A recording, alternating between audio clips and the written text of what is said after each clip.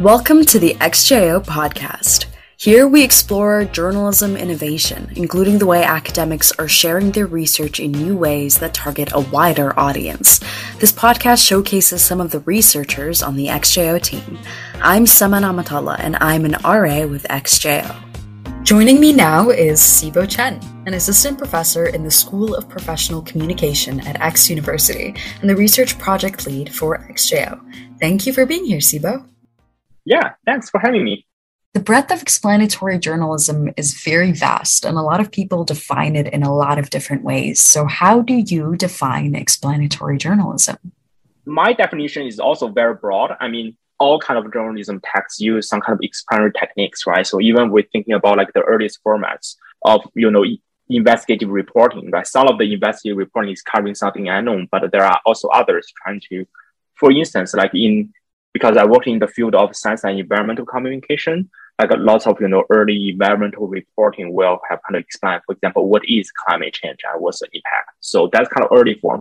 But I think what has happened, especially like for when we are referring to explanatory journalism today, we are looking really at, how, this kind of new media technologies, right? So like, the visual representation, the social media, this kind of increase of interactivity. So all of those kind of creates new explanatory techniques for journalists, and how, increasingly journalists are using these kind of techniques to, to actually make their stories more impactful among the public. Like, for example, publish, short explanatory videos.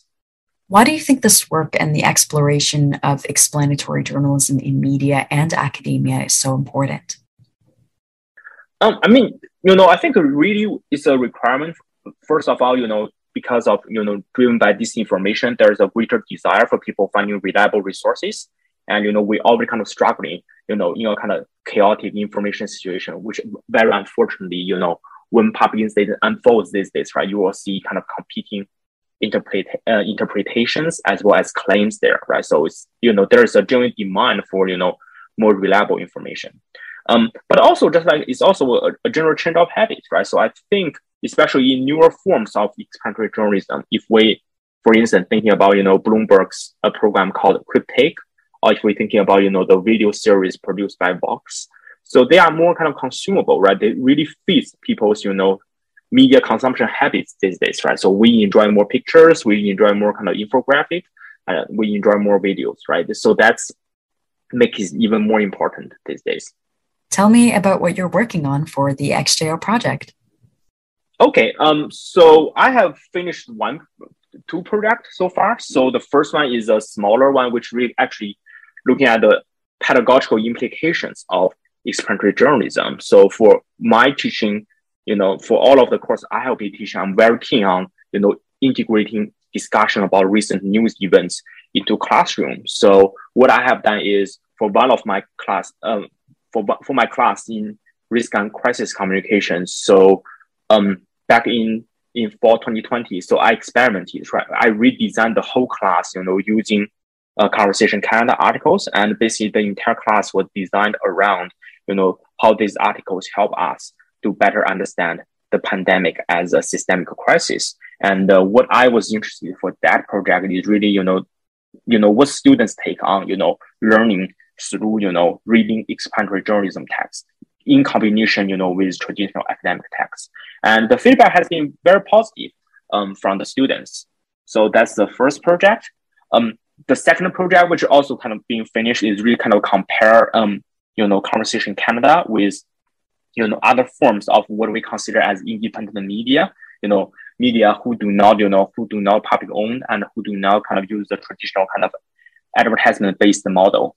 So that is, I think that's also, the key finding from that project is really how this kind of unique model Conversation Canada is following, which, combine traditional journalistic work with academic expertise. So how that has been really provided additional, but as well as meaningful content during the early pandemic stage, right? So those explanatory articles have significantly make Conversation Canada stand out among Canadian independent media.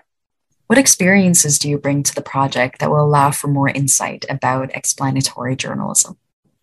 Environmental communication is an area where, explanatory journalism could really shine not only in the sense about, explaining, the scientific complexity behind climate science, but also in terms of explaining potential solutions, right? Because I think one of the major challenges that, environmental communication scholars have to deal with is the fact that, we know exactly what to do, but I think currently we still haven't found a, pathway for localized solutions. So I think where, explanatory journalism could really be helpful is really focusing on local stories and really kind of explaining what are possible policy actions at the local level. Say, for example, what Greater Toronto should do, to combat climate change. So that's actually where, I think that allows explanatory journalism not only going to inform the public, but also, to actually mobilize meaningful policy change. That was Sibo Chen on the character and potential of explanatory journalism. To learn more about Sibo's work and the XJO project, visit our website at ryerson.ca.